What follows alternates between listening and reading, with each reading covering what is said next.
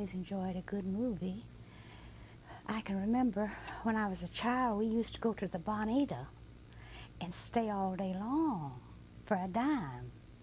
And then we had the Tivoli come to Chattanooga, and they had all the good old Jeanette MacDonald music, and John Wayne, and all the real romantic pictures that we had then. I will say that we had much better pictures then than they have today. The violence was not there, but the romance and the meaning was there. When you came out of a movie that they made years ago, you felt like you'd been somewhere and had grown a little. But today, the things we see, we're ashamed to look at the people on the street when we come out. They say, "Oh, well, they've been to see that."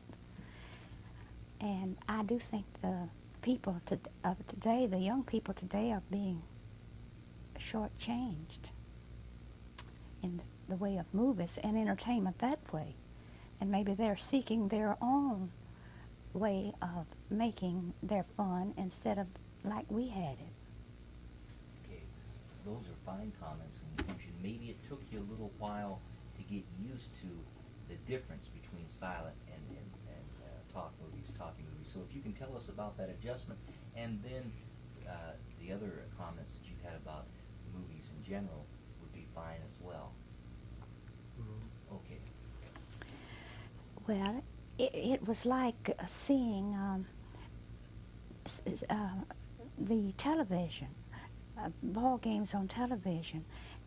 We didn't believe we'd ever be able to hear it.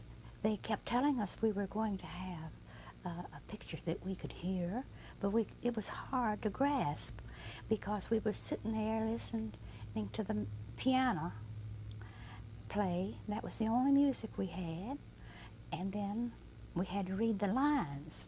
Maybe that's the reason some of us were better readers than they are today. But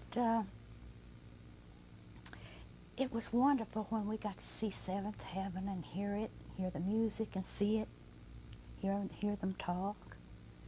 And a lot of our old favorites didn't get to come on television or talking movies because they couldn't talk, sort of like myself.